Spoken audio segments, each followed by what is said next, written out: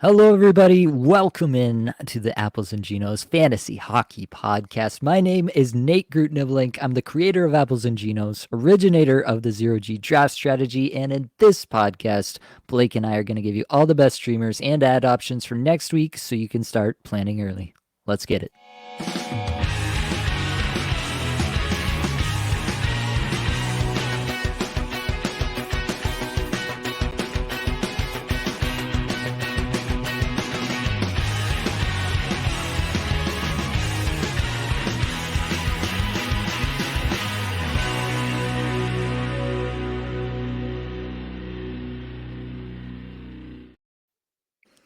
And of course, I have your friend and my best friend, the reason for all my misdemeanor, Blake Creamer, here with me. Blake, how are we feeling tonight? I don't know what that means, Nate, but you know what? It feels right, doesn't it? Oh my God. Fun fact, everybody. Nate and I are drinking tonight. All right. We're a tiny bit tipsy. All right. I don't drink very much anymore. So if I have a tall can, I feel it. It's weird. You know what I mean? I used to be able to drink like Andre the Giant, like a barrel of wine. And I'll be like, yeah, I'm fine. But now it's a tall can that does the trick. But yeah, buddy, it feels like a long time. I know. Yeah, we kind of missed each other last weekend, which was really hard on me. Like this week was just terrible, right? I mean, separation anxiety is a real thing, and I had it. But yeah, it's good. This is finals week. Damn, I'm digressing already, but as you know, Nate, I've already talked. It just told you all my problems, but yeah, I'm pretty much out in one of my finals already. Like it's only Friday and I'm out. Oh my God. Like this guy who I'm playing against in our experts league, his players are having the weeks of their lives. He has an amazing team already. And now they're all producing at the exact right time. So, that's tough. I think I'm going to take second there, but I think I got a beat on first in our listener league. Shout out to our listeners, but I'm going to smash you. All right. So I feel good about that, but Nate, why don't you tell us about what's going on with you and your teams this week? Yeah, I don't want to jinx anything, but I'm having a very good week. I'm in the finals in 3 spots in Kickupful, the Content Creators League with the Fantasy Puck guys, and they've invited a bunch of other content creators, and then also the Patron League. And yeah, I don't want to jinx anything, but so far so good. We'll talk again on Sunday and recap some stuff, but yeah, so far so good there. All right, Blake, let's not waste any time. Let's get into it. Let's do some newsies. Newsies. You're so damn modest. Oh, he's a superstitious man, everybody, but we'll leave it at that. All right. Let's talk about the newsies. We got to pay the doozies. All right. Oh, God, that doesn't work. Maybe. All right. With Vegas, Alex Pietrangelo. I don't know, that sounded weird. He missed the game on Friday with an illness. That's a common thing right now with a lot of these players, leading up to the playoffs. They're getting these mysterious illnesses and they're pissing off all their fantasy managers. But yeah, Pietrangelo's missed the game here on Friday with an illness. So keep an eye on his status. Vegas, we will talk about them in the upcoming segment here, but they got a great schedule next week. So this is going to be a guy you want to know if he's playing or not, right? So keep an eye on that. Over to Colorado. How about Machine Gun Valley? Val Nichushkin, Big Val, the choo-choo train. He's returned on Friday. That's nice. Too bad they got pumped by the Oilers 6-2. God dang. Yeah. That's a little rough, but that's fine. Nichushkin's going to be fine. He was lining up with Lehkonen and Middlestat, your favorite player, Nate, at even strength. And they started the game. He wasn't on top power play, but I think when they were down 4-2 or 5-2, they're like, you know what? We need an offensive spark. How about we put an amazing power play converter on the top power play? Thank you, Jared Bednar. Yeah, so they put him back. He did finish the game on the top power play. They weren't able to convert, but that's fine. Crazy that Drouin is still viable, like really, really viable. I mean, this guy's popping the hell off. He's been a great streamer here. Do you think, Nate, that Drouin is going to hold this value rest of the season? It's hard to bet against it at the moment with how well it's been going. But yeah, we'll get into it with the schedule, but Colorado doesn't have a great schedule. So Drouin is completely deployment dependent, in my opinion. So as soon as I see any whiff of him coming out of that deployment, then he'll be getting out of my lineups pretty quickly. And I will be like factoring that into my ad decisions too. Yep. The fact that I might have to drop Jonathan Drouin. Yeah, absolutely. I mean, it's been a bit of a surprise season, though. Like he's maintained his deployment with Nichushkin back, with Lehkonen back. The guy played a 28-minute game the other night in a loss, but damn. And he's got some good chemistry with Big Mac. So, yeah, that's an interesting player moving into next year. I don't know, but let's move on. Carolina, nothing could be finer, as we know. Andrei Svechnikov, he was out as well with an illness. All right, he's very ill, too ill to play. So, yeah, again, tooting in all our faces. Thank you, Svech. But Teravainen was the beneficiary at even strength and on the power play. So that's a nice data point, right? Like if Svech is out, Teravainen gets that top 6 deployment. I think he was on the second line there and top power play. So there you go. Didn't really do too much with it, but he's a good power play performer. Over to Vancouver, your Vancouver Canucks, Thatcher Demko, buddy. Can you get back in the lineup, please? What the hell? The Canucks are like treading water. I mean, they're winning games, so it's good, but I mean, not convincingly for sure. I've watched a lot of these games, and it's like they're squeaking them out, right? So, but we'll take it. Anyways, he's close to returning. So, it doesn't sound like he's going to play this Saturday. I think DeSmith will get that start on Saturday against the Kings, but he'll probably find his way back into the lineup as soon as next week. So this Casey DeSmith dream stream is over, folks. Oh, we had a good time. Thank you for your service, Casey. Now go fill the water bottles. All right. Thatcher's back. All right. Get the hell out of the fight.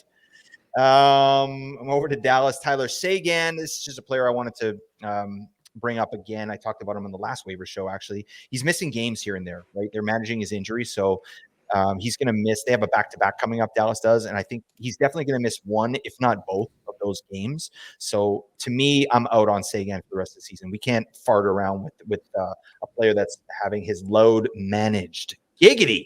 So yeah, Tyler Seguin has been a great season, but I wouldn't trust streaming him in because I did, and he was out managing his injuries. So, anyways, that's news on Tyler Seguin. Just keep that in mind. How about John Gaudreau, buddy?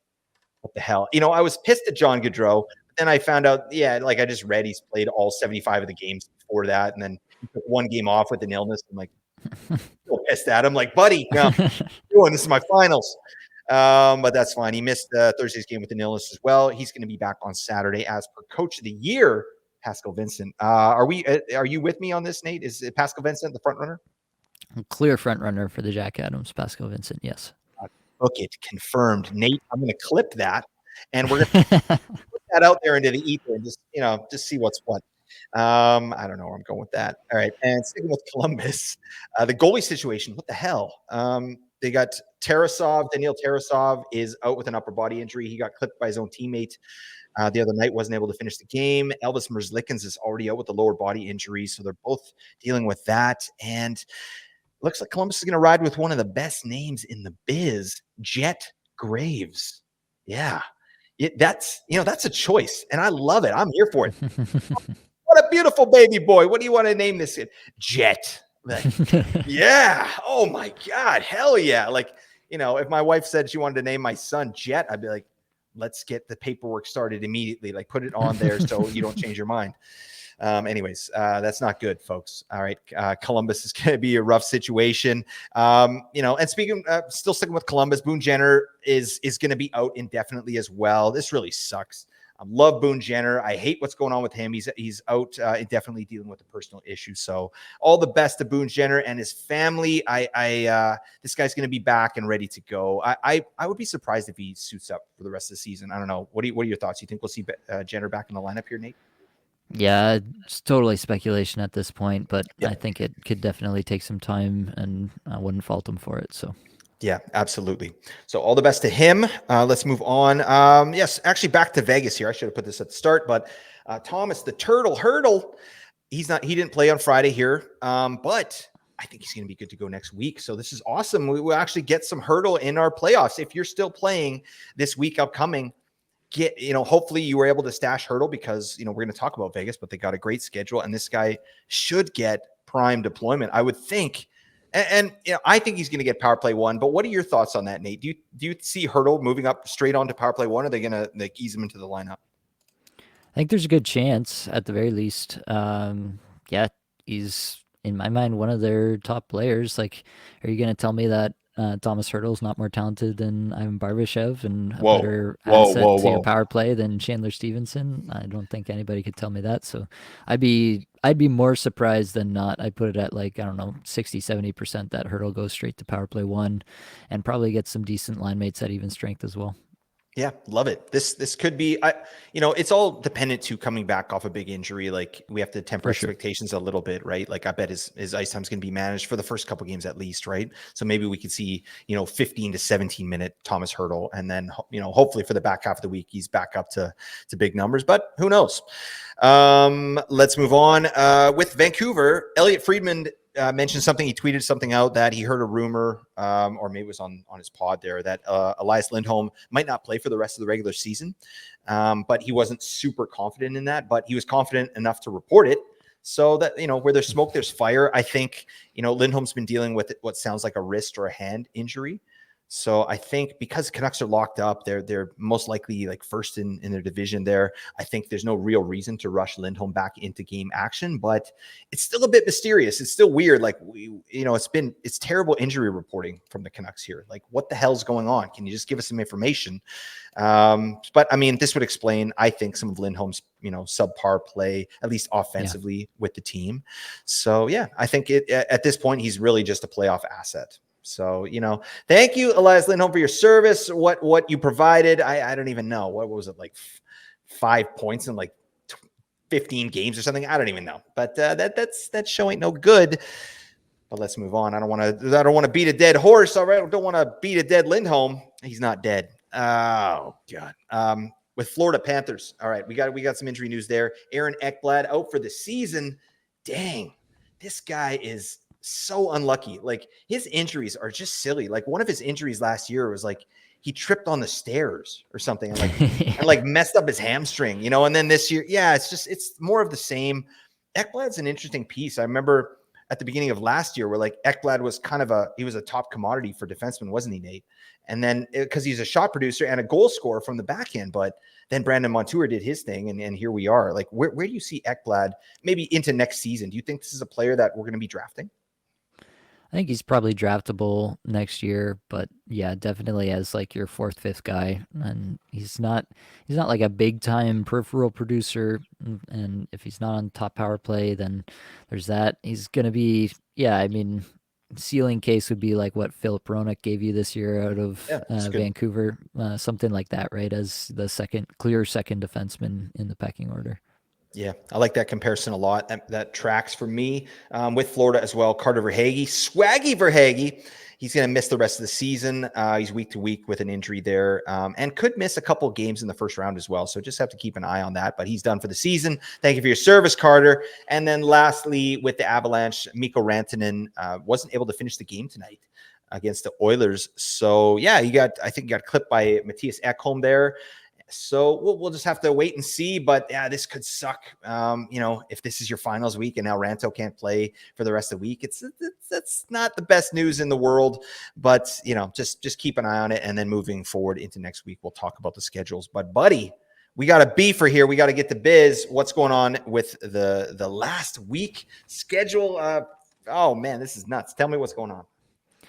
So we got kind of a 2 week schedule here, right? With if you're playing on Yahoo, it's a multi-week schedule where you're gonna be basically going from Monday until the end of the NHL regular season. So break it up into the 2 weeks here. In the week one, you've got Monday 2 games, Tuesday 13 games, Wednesday 3 games, Thursday 10 games, Friday 5 games, Saturday 13 games, and Sunday 4 games. And then into the second week of week 26, you've got Monday 8 games, Tuesday 8 games, Wednesday 4 games, Thursday 6 games. So the second week there, obviously a lot lighter in terms of the heavier nights. In total, you've got 76 games played across week 26. So obviously that's a lot of games being played. It means you got to make big moves to make the moves have any effect on the overall, because everybody's going to be getting tons of games played out of their teams. There's only one team that has a Monday, Tuesday back-to-back to open this week 26, and that's Toronto. So you can look there if you've got room on that heavy 13-game Tuesday, which you most likely don't, to be quite honest with you. But you do have two teams that have a Monday, Wednesday off night scheduled to open the week next week. That's Vancouver and Vegas. You got four teams with a Wednesday, Friday. That's going to be Arizona, Chicago, St. Louis, and Vegas. And then you got 6 teams with Friday, Sunday. That's Arizona, Calgary, Carolina, Chicago, St. Louis, and Vegas there. The interesting part is there that you got 4 teams that play Wednesday, Friday, Sunday off nights. So if you can fit the Toronto stream in for the Monday, Tuesday, and then go to one of these teams with the Wednesday, Friday, Sunday off nights, you can get 5 games pretty easily in that way. That's going to be Arizona, Chicago, St. Louis, and Vegas. Looking into the second week of this week 26, Edmonton's the only team that plays 3 games. 18 teams play 2 games, and there are 13 teams that only play 1 game. So you're really going to want to look at your lineup going into the second week and see which teams, which players are on teams that are only playing 1 game versus 2 games versus 3 games if you got an Edmonton player. So that's all stuff to pay attention to. Vegas is pretty clearly the best full length week 26 play. They play 6 games, 6 off nights. Edmonton does play 6 games from Wednesday of the first week onwards. So again, that's a good pairing with the Toronto stream. If you go Monday, Tuesday, and then get Edmonton in for 6 games from Wednesday onward from there, then you can really maximize your full week 26 really well between Toronto and Edmonton. And then you got Chicago also playing 5 off nights. That's going to be one of the bigger teams as well. And they start their week 26 on Wednesday next week as well. So if you've got, even if you got a streamer hanging on from week 25 into next week that plays on the Monday, you play them on the Monday and then you draft for Chicago and they give you 5 off nights for the rest of week 26. So there's a bunch of ways to play it. That's what I see in the schedule. You got anything to add there, Blake?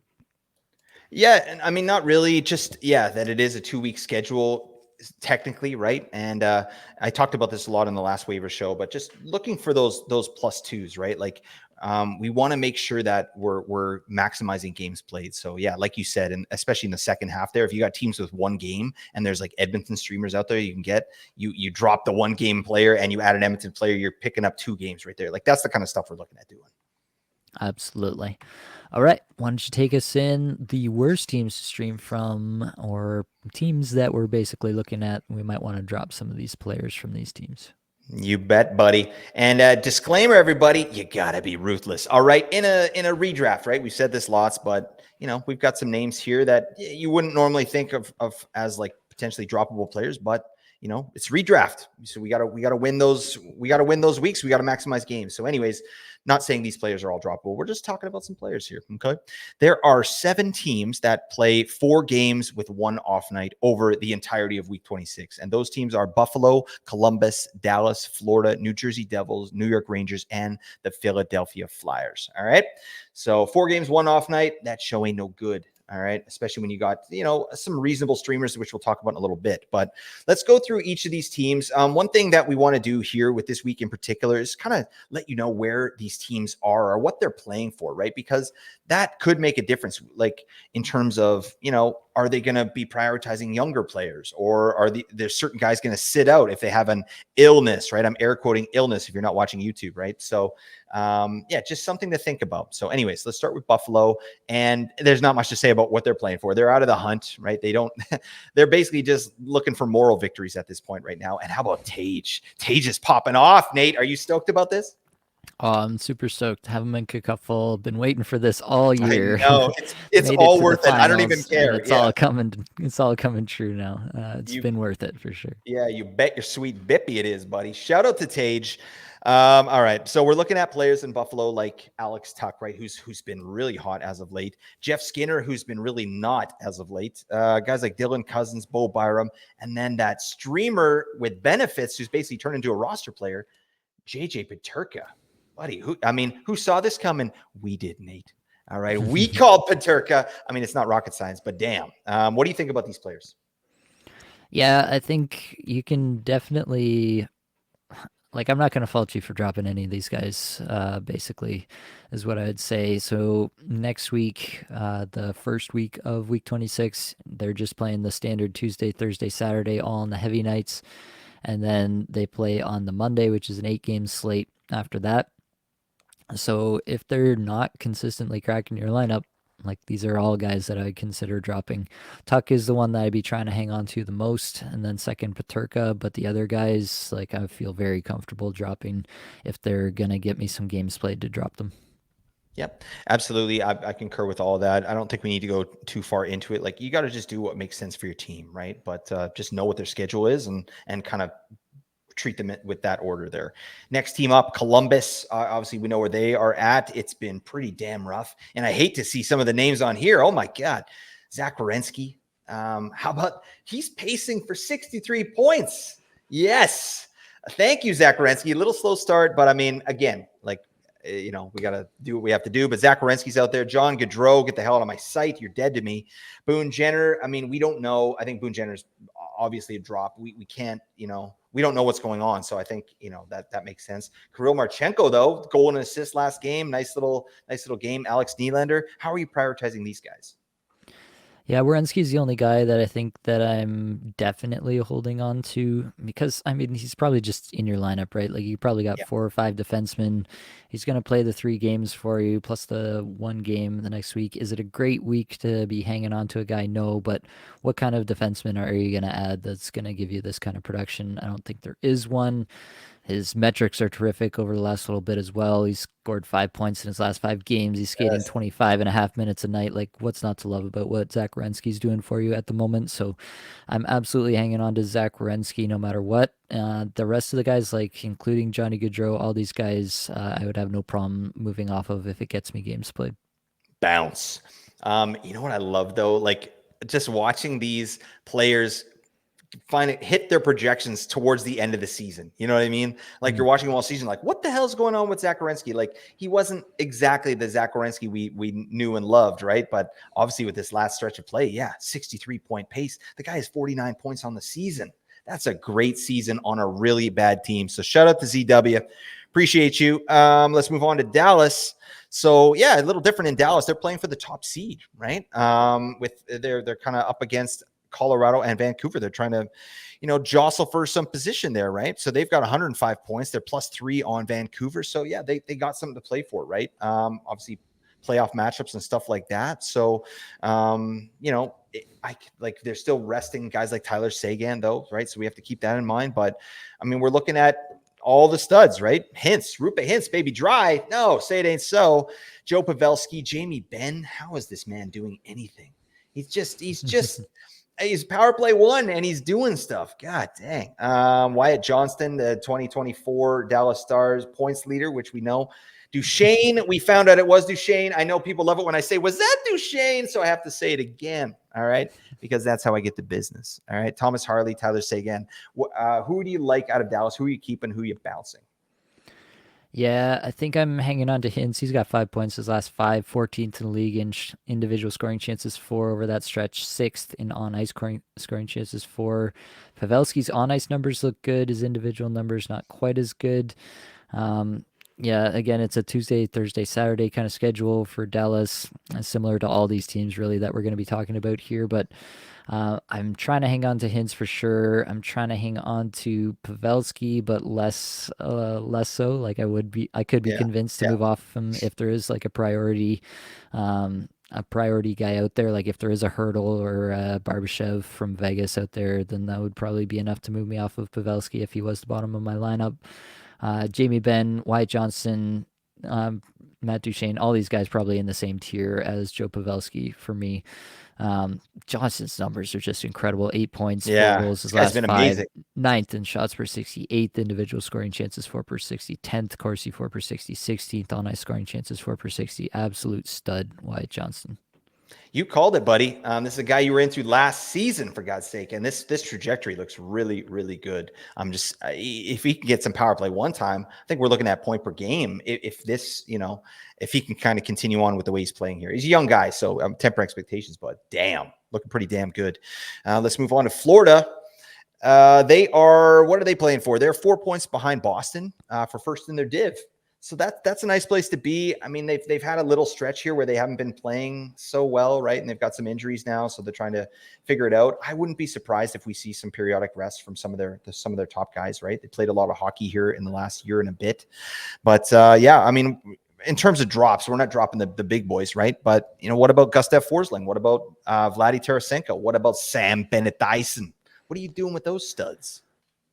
Yeah, it's an interesting thought. Like Forsling, I would not think twice about dropping Bennett. I would not think twice about dropping Tarasenko, but has been so hot though. Hmm. 2 goals, 6 points his last five. Has had a really good week. Stepped up when they had some guys out of the lineup this week. Um, and yeah, like it's not like they're playing intimidating teams next week. They got Ottawa, Columbus, and Buffalo. So I'm not like rushing out to drop Tarasenko. I would still do it if there was a compelling reason to do so. Multiple extra games played, stuff like that would definitely convince me to move off of Tarasenko because I do think it's somewhat likely that he just kind of turns back into a pumpkin Yep. at some point here. But Tarasenko, the one that I'm trying to hang on to the most for sure. Yeah, the one thing with Tarasenko though, like even with these guys out, and I know they pumped Ottawa, it was like 6-0, but he played 12 minutes, and like he's had other 12-minute games, 14-minute games, 13 minutes. Like I don't know what happened to Tarasenko and why. Like there's obviously something. Like throughout his career, he's never been like one of these minute muncher players, right? He's always kind of like a 17-minute man at best, right? So that really caps his ceiling. But I'd like to see them play him a little bit more, obviously. But here's hoping, right, Nate? Let's move over to the Devils. They're out of the hunt, which is a major surprise. Just how excited we were about this team for fantasy and just their team prospects in general at the beginning of the season. But in terms of potential drops, like I don't know. Obviously, I think we know who their streamers are, so we don't have to go through those players.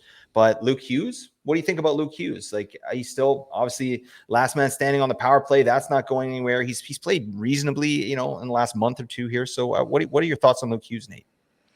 Yeah, that's a tough one. Luke Hughes has a goal, 5 points in his last 5 games, skating over 23 minutes a night, fourth amongst all defensemen in shots per 60 in that time frame. The other metrics not Nice. quite as good, but still respectable. So he does have some things going in his favor for sure. Again, it's going to be a similar situation in terms of the schedule here with the New Jersey Devils. They play Toronto twice, Tuesday, Thursday, and then Philadelphia on Saturday next week. All heavy nights once again. So the thing with Luke Hughes, right, just by virtue of him being a defenseman, it's much more likely that you're not really losing anything by having him in your lineup. So unless there's like a priority guy from one of the 6 game teams that's out there, that just happens to be sitting out there, like if Matthias Ekholm is miraculously still out there in your league, something like that, then maybe I'd consider moving off Hughes for Ekholm just for the extra 2 games played on the week. But for the vast majority of situations, I think you're just hanging on to Hughes. Yeah, it's a really good point about defensemen in general. Like, yeah, you got a power play one defenseman. Like, why are you getting off him? Right? It doesn't really make sense with this kind of format. But that said, too, like Luke Hughes or New Jersey play one game in the second half of week 26, right? They play one game. So, like, if you could pick up an Edmonton player, like if Matthias Ekholm is out there, go get Matthias Ekholm or like a player like, I don't know who. That's the thing with Edmonton. They don't have a lot of good streamers. We will talk about them, but there are some advantages, some tactical advantages you can get by dropping a player like that at certain times. We may have to split the week up to maximize games, right? So keep that in mind.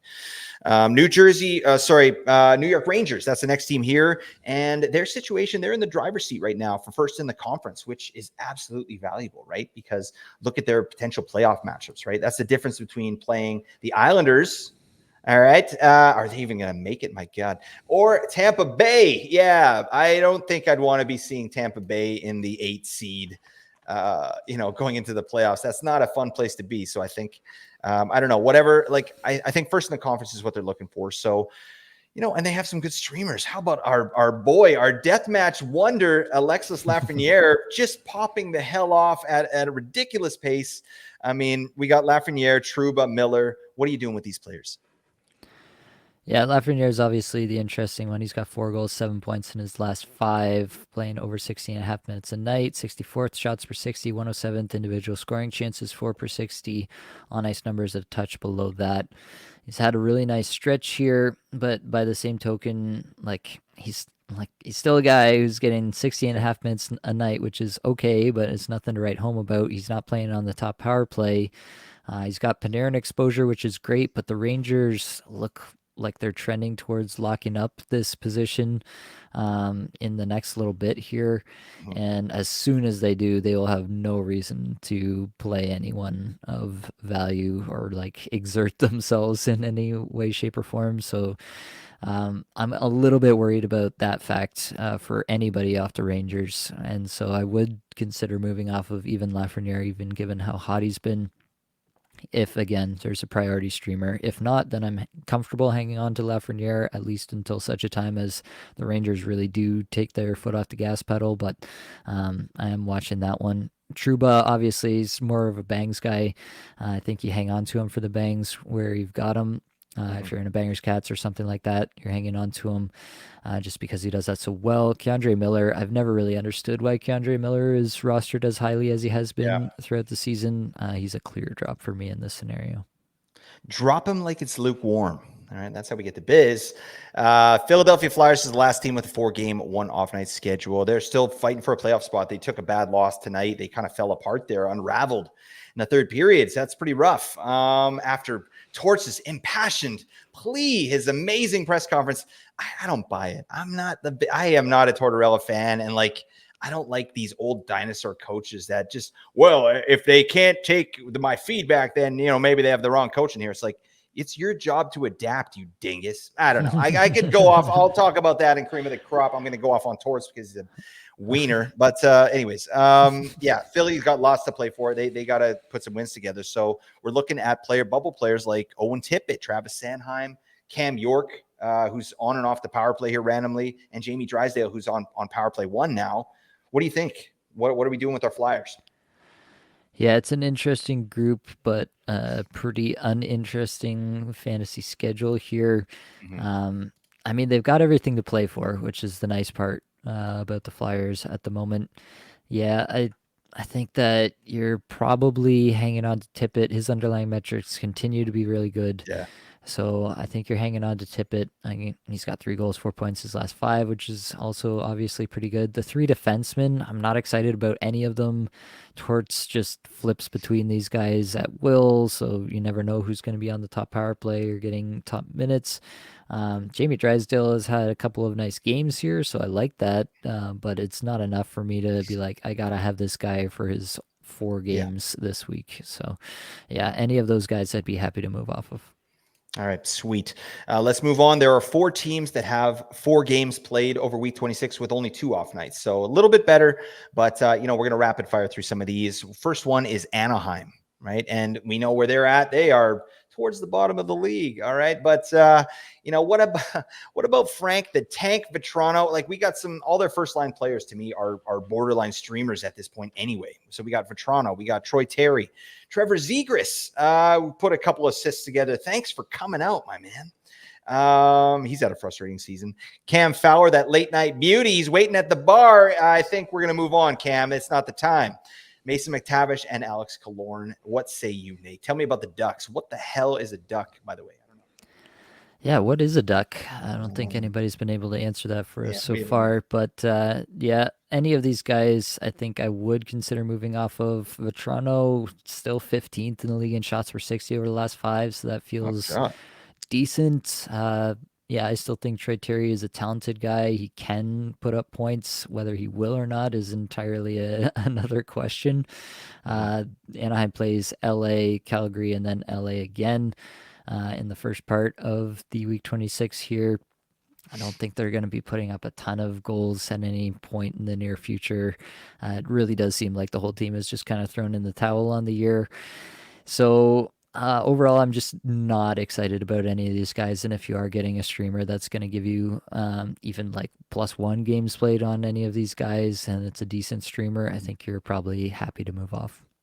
Yeah, makes absolute sense to me. It's kind of bottom of the barrel when you're looking at Anaheim, just the way they are, their team right now. Like you said, they're mailing it in. Next team that plays 4 games with 2 off nights, Boston. All right. They're currently 4 points up on the Panthers, right, for the division lead, which we talked about. They're still in the hunt for the first in the conference with the Rangers. A lot's got to go right for them. But and another 100-point season for the Bruins. God, like, next season we're going to be like Bruins 100-point season, book it, and they're going to fall off a cliff. But it certainly didn't happen this year, right? So some of the bubble players we're looking at, the Coiler, Charlie Coyle, the corny one. Oh God, what is that? Corn? What did you eat? It smells like baby food. We got Hampus Lindholm, we got Pavel Zacha, we got Jake DeBrusk, and we got Danton Heinen. Cool name. Talk to me about the Bruins, Nate. Yeah, the Bruins have actually one of the more interesting schedules for fantasy purposes relative to all these other teams. Danton Heinen has actually been the hottest of these guys and Yeah, the most interesting. interesting for fantasy purposes, getting a lot of Pasternak exposure, which is the primary reason there. But any of these guys, if you look at the schedule for the Bruins, how it shakes out for week 26, they play on Tuesday, then not again till Saturday, and then they have a Monday, Tuesday back to back in the final part of week 26.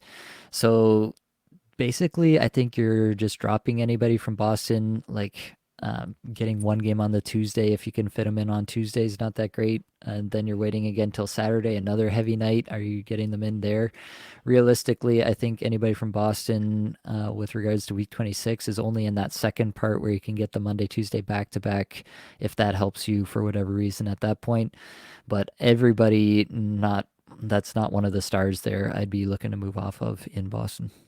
There you go. Shout out to the Coiler. All right. This guy has a career high 57 points, career high 10 power play points. Buddy, congratulations. All right. You filled the bowl, you flushed it, and you filled it again. All right. We love that. Let's talk about Colorado. Potty humor, man. That's the lowest form of humor, and that's where I'm at. Nate, are you with me on that? It is a great form of humor. I can't deny it.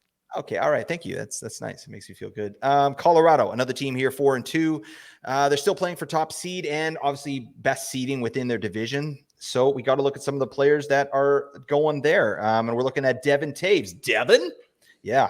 Turi Lehkonen, Jonathan Drouin doing stuff, and Casey Middlestat. Nate, I know what you're doing with Casey Middlestat, but what should our listeners do?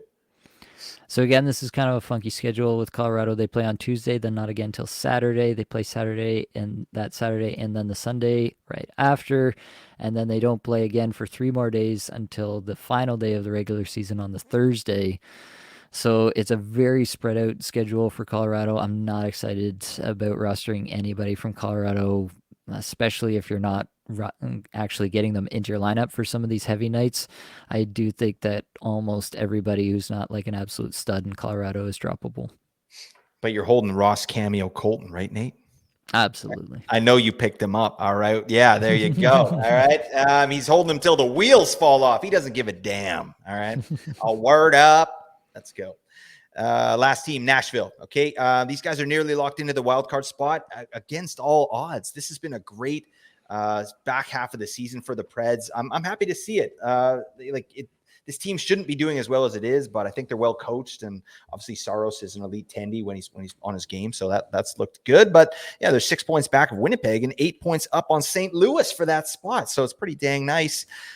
But that said, I mean, we're looking at a couple top liners here that are on the bubble: Ryan O'Reilly and Gustav Nyquist, and then B for Supreme, Jeremy Lauzon. Talk to me about those players, Nate. Yeah. So Nashville, in terms of the schedule here, they go Tuesday, then they don't play till Friday, and then they have the Saturday, and then they play again, obviously, the one game on the following week, and that's on the Monday. So it's a little more condensed than like Colorado was, for example, but it's still not great, especially if you can't fit them, the players here, for either of the Tuesday or Saturday heavy games. Yeah, I'm willing to move off of O'Reilly, willing to move off of Nyquist. Lauzon, again, being a defenseman, you're probably fitting him in your lineup. It's probably a Bangers Cat situation. Lauzon is just a cheat code for hits, so you're probably hanging on to Lauzon in a Bangers Cat situation. But all these kind of more edge of your roster kind of guys are not like true tried and true studs. O'Reilly, Nyquist, those kind of guys are probably hitting the curb for me. Yep, absolutely. Great season for Gustav Nyquist. Holy man, that's a surprise, right? Like, he's going to get 70 points this year. Pretty damn nice. All right, and then last team here, we will rush through this here, but Carolina, they play 4 games with 3 off nights. So that's valuable, right? And they're, in terms of their team situation, they're 5 points back of the Rangers for the division lead. So, they got some work to do. They're 18 points above Philly, though. So, very comfortable there in their division.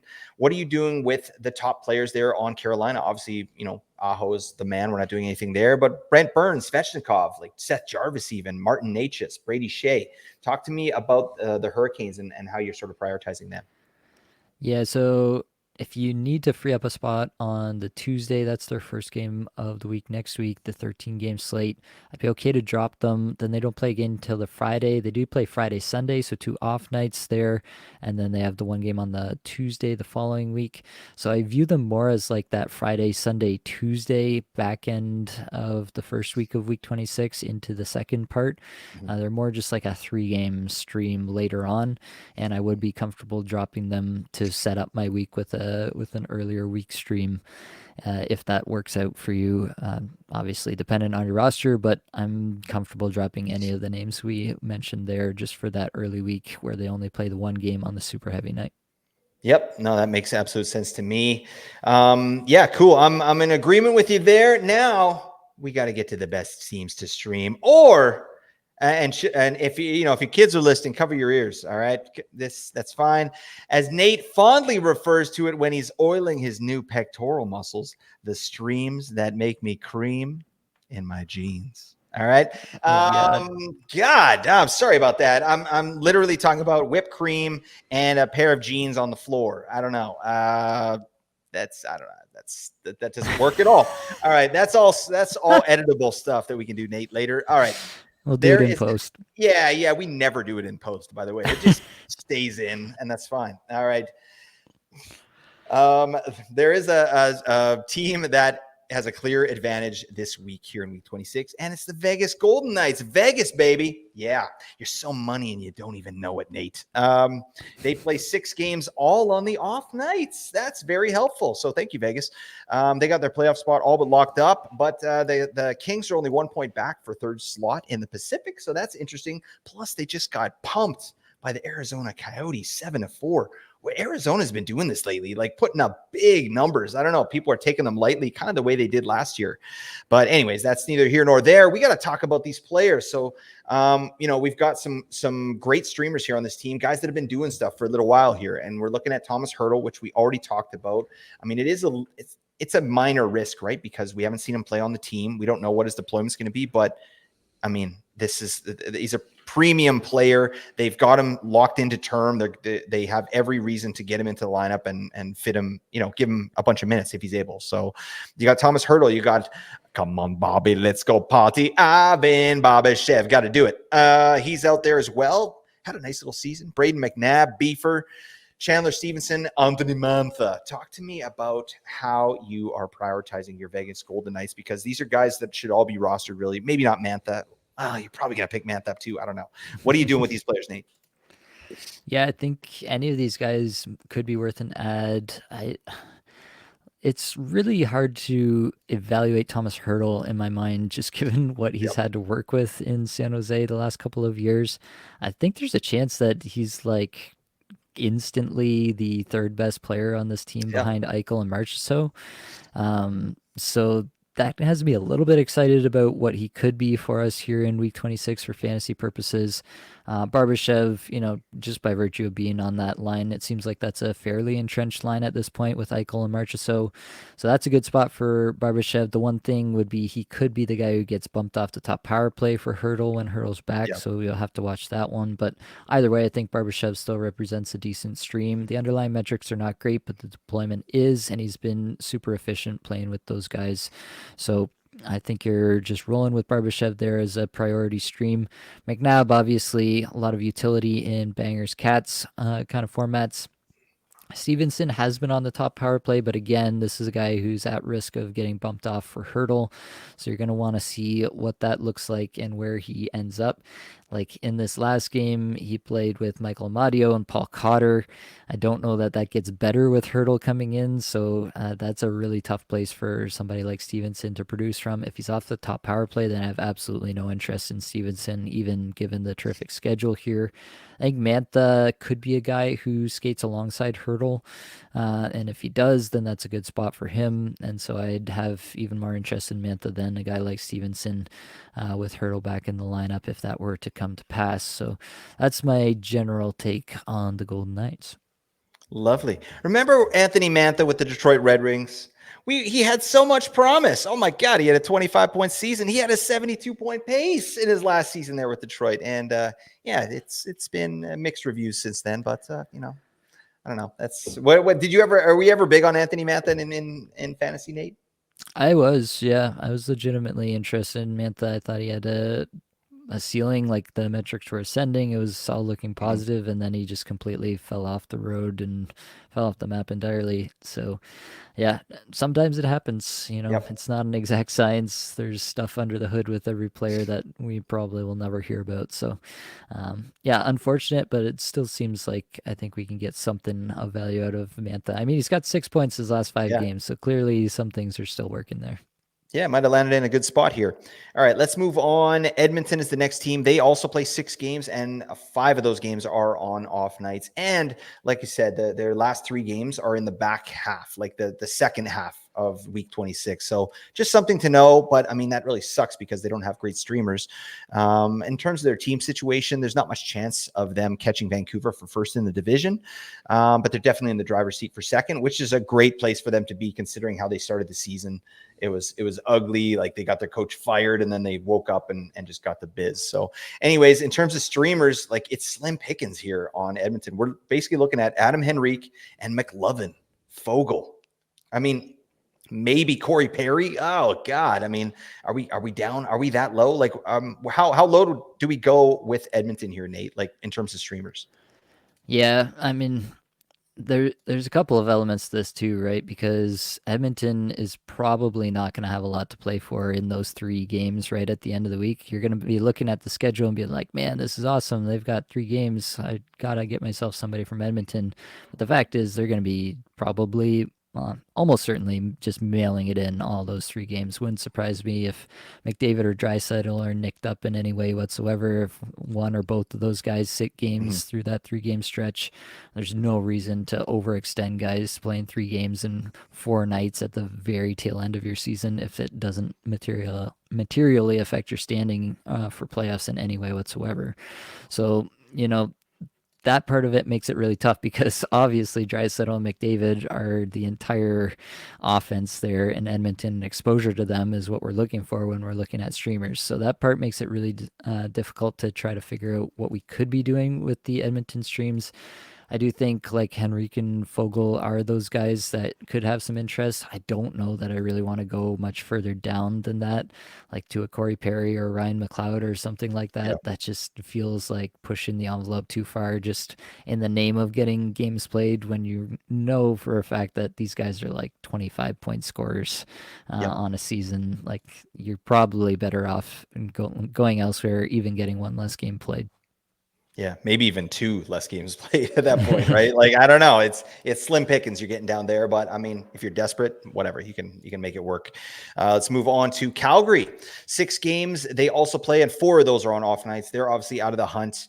Been another rough season for Calgary, but some of the players they've got some reasonable pieces here for a 6-game team. I mean, kick tires on Rasmus Anderson. He's only 64% rostered here, so he's a valuable guy. Like he's going to be out there for minutes. He's on power play 2, and I don't see him getting power play 1 back, in any of these games here, really. So I think it's kind of a foregone conclusion, but he can still do stuff, right? So I think Anderson is reasonable. How about Big Kuzik? Oh, he's grown the hair out again, and we're looking good. He got the Pepsi, he got the banana. He dipped the banana in the Pepsi, then he put it in his mouth, and all of a sudden, yeah, he's popping the hell off, and I'm here for it. All right. So Big Kuzi's there. Jonathan Huberdeau. What the hell? Oh my God. This guy's on my do not draft list next year. And then Igor Sharangovich. What are you doing with these players, Dave? Yeah, I think Anderson, you can roster him. I mean, 24 minutes a night, seventh amongst all defensemen, shots per 60 the last 5 games. It's not on the top power play. I don't think you're expecting that he will be at any point, but if you're getting 6 games, Mhm. you can do a worse thing with your 4 defenseman slots than just filling them up with guys who are going to play a bunch of games for you, right?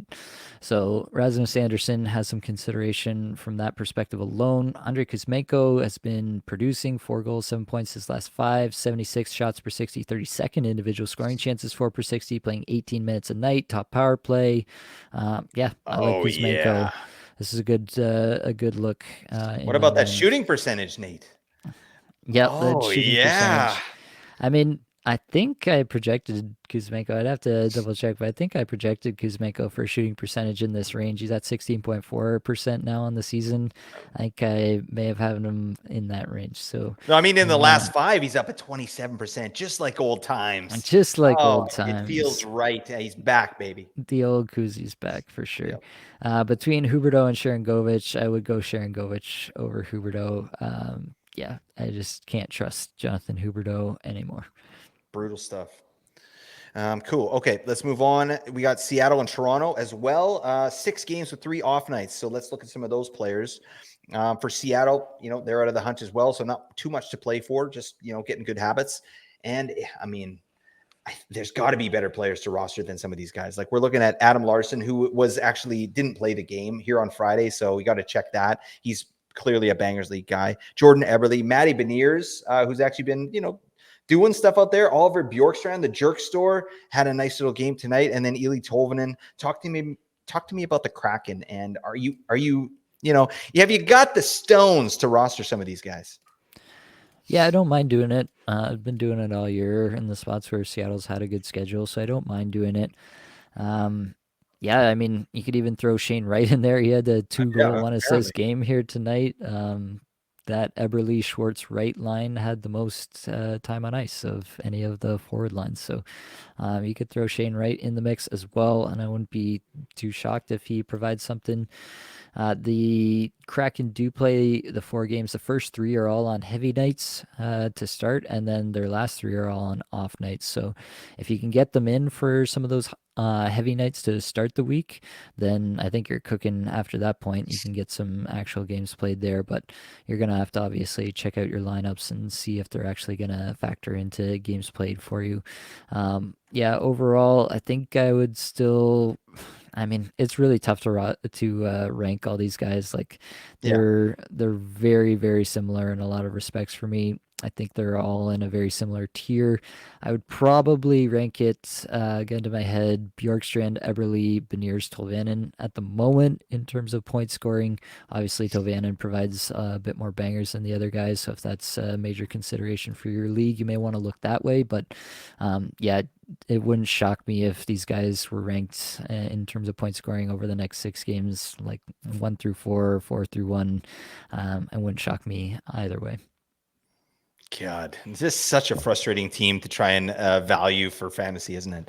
All right, Toronto, the other team, 6 games, 3 off nights, and these guys are in the driver's seat for third in the div. Probably wanted a little bit better there, didn't you, Nate? I don't know. It's been a rough season for Toronto, like a little bit of underachieving there, but probably playing Boston or Florida regardless. Boston, Toronto, I want that. Actually, I want both of those, but I mean, Boston, Toronto, I always love. But I would cheer for the Leafs, obviously. Yeah, so talk to me about some of your players there. Obviously, we're looking at fringe guys. I was going to say Ty Domi, Max Domi, Maximus Domius, Tyler Bertuzzi, Timothy Liljegren, and Bobby McMahon. What, Bobby McMahon? He's got to come out of nowhere, hasn't he? Yeah, McMahon's been interesting. He's gone cold, but he's still up there at 55th in shots per 60 over the last 5. It looks like with early lines coming out for Marner's return that McMahon is retaining his role on the Tavares line. Nice. So that could still be interesting, still be a guy that's worth a stream. As I mentioned, Toronto has the Monday, Tuesday back to back to open the week next week, so that's their kind of main draw in their schedule here. Then the Tuesday, Thursday, Saturday they play as well, so all the heavy nights there. So they have that, and then they obviously have a couple more games in the last 4 nights in the kind of second week of week 26 here. So yeah, if you can fit somebody in from Toronto for some of those heavier nights, then they do make some sense just from a pure volume perspective. But none of these guys I think are going to be super exciting. With Marner back, I think you're going to get back to a more Um, a more conventional kind of situation in terms of the power play, where Bertuzzi has especially gained some fantasy relevance. I will say Liljegren has been out for a while. There's not a strong update on exactly when he's going to be back, so Yeah. don't rush out and add Liljegren. But if he does come back at some point, then he obviously makes some sense. Much more likely you're getting all 6 games out of a defenseman than somebody one of these forwards. So he probably makes the most sense, especially if he does come back and go straight back on the top power play where he was getting some work done before. Yeah, he looked good out there. So yeah, we'll have to wait and see on that. Something I wouldn't have expected is Max Domi is actually pacing for more points than Tyler Bertuzzi. I I wouldn't have called that at the beginning of the year. Yeah, 46 for Domi and 43 for Bertuzzi. That's their pace. And you see that coming, Nate? I didn't see that coming. I mean, that also comes with the fact that Domi's pacing for 9 goals, but yeah, a couple more points. Whatever. Okay. Let's move on to the Chicago Blackhawks, that fantasy well of gems. Oh, yeah. 5 games, all on the off nights. I think they start on the Wednesday there. So it's just Wednesday, Friday, Sunday, and then they just keep rolling there. But obviously, we know they're out of the hunt. How about Nick, the Hulk, Foligno, Philip Kurashev, Jason Dickinson, and Tyler Johnson? Are you at all interested in any of these players here, Nate?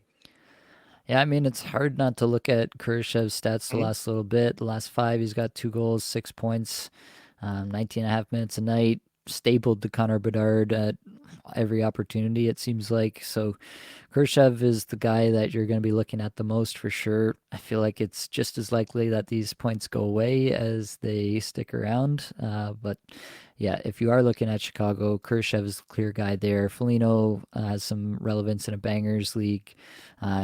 Dickinson playing with Bedard at even strength in the last game. Tyler Johnson on the top power play. Those are very deep potential pickups. But yeah, Khrushchev, then I go Foligno, then I go Johnson, then I go Dickinson at the moment. Deep, deep cuts. All right. Sorry, that was my hypnotist voice. Hopefully, I didn't accidentally do something to you out there, our listeners. Let's move on. Arizona and Vancouver both play 5 games with 4 off nights. So again, premium on these off nights. Arizona, we know what's going on with them. They are scoring a ton of goals at times here recently. So I'm low key into some of these guys. Right, we're looking at Sean Dursey, the Jersey Shore. Nicholas Schmaltz is still out there. This guy's been popping the hell off as expected. Lawson Krause, Nick Bjugstad, Logan Cooley, Dylan Genther. Talk to me about the Coyotes. How are you prioritizing them? Yeah, Durzi is a guy who has really not produced as of late. He's been dropped in a lot of leagues and dropping more and more and more Yep. in his rostership percentage. He's got 0 points his last 3. He's got 0 goals, basically as far back as you can scroll in the game logs on Yahoo. So that's been a rough stretch for Jersey. Schmaltz, as you mentioned, absolutely popping off. I still like Genther the most of the other guys. Bukestad on the top line and has been doing a little bit of stuff, so that's nice. But yeah, Schmaltz, the clear guy in terms of point scoring in my mind there. There you go. And with Vancouver, yeah, they got a chance at first in the conference, but I mean, yeah, I wouldn't really expect it. But again, they still have they're basically playing to build some good habits because they've been a little bit inconsistent here. So there is an outside chance Edmonton can catch them. So they got to continue to play their A game here. But they don't have amazing streamers. Wow. I don't even want to say that because Dakota Joshua, man, this guy looked pretty damn good. I got to say that right now. Like he was playing good before he injured his hand, and he's been a difference maker in the games that I've seen him play in. So he's an interesting piece. Connor Garland as well. This guy passes the eye test. I know how much you love that, Nate, but damn, this guy's a dog in the corners. Like he just does a lot of good things. He just doesn't convert really. I mean, and he doesn't have the opportunity to in a lot of spots. And then Hoglander as well with the Canucks. I mean, who are you interested in, if anyone, on the Canucks? Yeah, right now Garland is the most interesting for sure. He was the 4th forward on that top power play unit in the last game. Yep. If he hangs on to that, if he hangs on to top 6 deployment, which seems likely, he was playing with Dakota Joshua and JT Miller on the line that got the most ice time in the last game. Hoglander were playing with Pedersen, Bose, and Besser. So Yeah, that's basically what gives those guys any of their interest for fantasy purposes. Mhm. But yeah, definitely I would have Garland well above the other two in terms of fantasy relevance. Yeah, if especially just looking at the underlying numbers, Garland's got much better underlying numbers across the board than the other two. Um, Joshua looks all right in terms of the deployment, but the underlying metrics are pretty atrocious, especially on an individual basis. He's ridden a 21% shooting percentage on the season to the goals that he's been able to put together. So I'm not quite as excited about Dakota Joshua there. I'd probably take Hoglander over Joshua, to be honest. Oh my God. Well, you'd be wrong, Nate. All right. Dakota Joshua. Yeah, you got to go Garland there. But yeah, he's a good player. I think I'm excited about Joshua in the playoffs. This is the type of guy you want in the playoffs, just beefing people out of their minds, causing problems. Anyways, last team, real quick St. Louis, 4 games with 4 off nights. They've played themselves out of a playoff spot here. They're 7 points behind LA for the last wild card spot. And yeah, their players are not really doing what we drafted them to do. We look at Justin Falk there, who's a beefer. He's put up some points in the last few games, but I don't think that's real. Colton Parayko is out there. Braden Shen. How about, hey, neighbor, Jake Neighbors, Torrance Krug, Brandon Saad. Talk to me about St. Louis. Yeah, St. Louis, they don't play Monday or Tuesday, so they get their week started on Wednesday next week. But yeah, just to play to get some off nights. If they actually do have some decent streamers, like I like Shen. I've always liked Shen. Justin Falk on the back end, not a terrible stream. Jake Neighbors, not a terrible stream. Brandon Saad is randomly shooting 20% this year, so he's been fun. And Torrey Krug, obviously getting some power play time. You could do worse as a defenseman stream, especially if you need some extra off nights around. Um, but yeah, basically this is just a look for some off nights. I would go Shen, then Neighbors, then Saad from the forwards, and I would go Falk over Krug by a hair. Boom goes the dynamite, buddy. Talk to us about the best players to stream as ranked by Nate Groot Niblink. As ranked by yours truly. So basically, I am going to do this off of off nights. So clearly, Vegas gets a boost as the only team with 6 off nights across week 26. Hurdle and Barbashev kind of at the top of this list, a clear tier of their own in my mind before we get down to the others. Then I'm going to the teams with the 5 off nights. You got Philip Kurashev from Chicago and Adam Henrique from Edmonton. Yeah, there's miles of difference in my mind between the quality of streamer of Hurdle and Barbashev as there is to Kurashev and Henrique here. And then getting even deeper, getting into teams with 4 off nights, you go Andrei Kuzmenko, Nick Schmaltz, Dylan Genther, Igor Sharangovich, Braden Shen, and then rounding it out with Chandler Stevenson from Vegas. That is assuming that he stays on Power Play 1, which I do not think is a guarantee. So yeah, it gets dicey the further down you get for sure. Hopefully, Hurdle or Barbashev is available in your league, and you can avoid trying to pick through the morass that is the rest of these guys. Any thoughts on the rankings here, Blake? How the hell do you put Big Koozie below Adam Henrique? That's a slap in the face, buddy. No, but I'm gonna. Well, we'll see what happens in the streamer deathmatch here. But I'm feeling some Koozie. Right? All right. That sounds weird. But yeah, we're talking about Kuzmenko, everybody. All right, best for hits. Keegan Colasar, far and away the best hits option with all the games that Vegas is going to play. This guy throws the body like nobody's business. Ivan Barbashev, Nicholas Hague, Braden McNabb. Vegas has a bunch of these guys that you can look to, and I don't know why you'd really need to look beyond them. But if you do, then Nick Foligno, Jason Dickinson, Martin Pospisil from Calgary, if you can fit him in on the heavy nights, he does that as well. He sometimes gets suspended for his actions, so keep that in mind as well, but he does throw a ton of hits. On the block side, you're going to look at Braden McNabb. You're going to look at Nicholas Hague from Chicago. You can look at Alex Vlasic, who definitely does that as well. The You got pickle. Daniil Marimanov, Yuso Valimaki, Ian Cole does some blogging as well. Alec Martinez, some people will be like, where's Alec Martinez? Because he plays for Vegas. He's been getting like 15 minutes a night the last few games. That's pretty concerning. That's one step away from just being straight out benched. So that's why Martinez not making this list in my mind. Any thoughts on the beefers here, Blake? No, I'm loving the beefers, buddy. Oh no, you know what? I'll talk to you offline. I was going to go off on a tangent, but we're running long, everybody. All right, we do tend to run long here. It does seem to happen. Let's talk about the best players to add for the future, which is basically just goalies at this point. So we're trying to look ahead and prognosticate on these goaltenders. So I'm basically just going to run through some of the goalies who are most likely available in your leagues. And then we can talk a little bit about what we think. Alex Lyon, 39% rostered. Connor Ingram, 46% rostered. Petr Mrazek, 28%. And Jake Allen, 32%. These are all guys that I would expect to get a good amount of starts moving forward.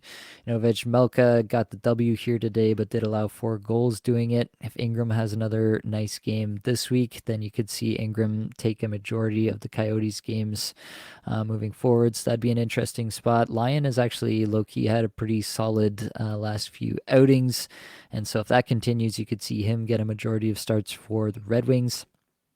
Petr Mrazek has just kind of consistently been a average level goaltender on a terrible team, and so he could have some value for you as well.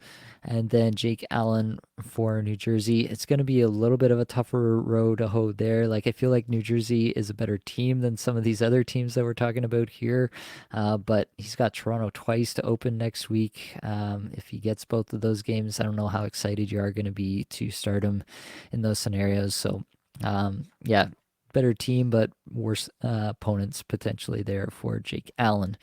Sub 25% rostered, you do actually have some pretty solid options here. You got Alex Nedeljkovic, who's actually been playing really well for Yep. Pittsburgh the last little bit. That could be an interesting look. Got Sam Montembeault, who's been doing the same for Montreal as of late. They have a fairly uh, uninspiring list of opponents next week that you're not going to be too worried about him playing against. Mackenzie Blackwood, obviously going to get volume in San Jose if that's something you need in your league. They play Calgary, Seattle, Minnesota next week. I'm not going to be too scared of that either. And then Fedotov from Philadelphia, Samuel Urson has really been struggling as of late. And so if they decide that Fedotov gives them the best chance to win, then you could see him run into some starts. He's just 5% rostered, so clearly available in a great majority of leagues. Player that you might want to just keep on your watch list and see if he does start to steal some more starts. Any thoughts on the goalies here, Blake? Anybody I missed? Anybody you're loving? Yeah, no one you missed, but I definitely like Nedeljkovic. I think that even if when Jari is truly healthy, they might still roll with Ned here. Like they've been winning, right? And they could make the playoffs. I would love to see Pittsburgh sneak in there in that wild card spot, right? They're 2 points out, so I'm not sure. I think they might at this point in the season roll with the hot hand, and it's been Ned. So at 22% rostered, that's a nice piece. But obviously, we have to wait and see if he gets these starts. For sure. All right. We have to move on. We have to get to the head-to-head streamer deathmatch. Unfortunately, I am required by law Whoop, in whoop. the state of Apples and Ginos to inform you that Brian Rust had a pretty good week so far for Blake. He's got 20.25 couple points. Still got a game in the bag here. Gustav Nyquist was my pick, and he hasn't been bad. He had a 3-assist night the other night, but as Gustav Nyquist tends to do, he didn't provide much else, so he's only got 10 points through 2 games. Got 2 more to go here, so can't count me out quite yet, but definitely Brian Rust, the 2 goals followed up by the 2 assists. Had a really nice start to the week for Blake here. We've got to make picks. This is the final picks for the year. You're clearly gonna win the overall matchup What? on the season. Oh, baby. You're 13-10 on the season. Even if Nyquist does come back and I win week 26, I can't catch you. So it has been wrapped up, but we're just still playing for pride here. All right. So I've got to make a play. I've got to make a pick here. And honestly, I'm feeling it. I'm going to go to the Hurdle Turtle. I'm going to go with Thomas Hurdle for my final streamer pick of 2024. Blake, who are you going to take? You know damn well who I'm going to take, all right? Andrei Kuzmenko.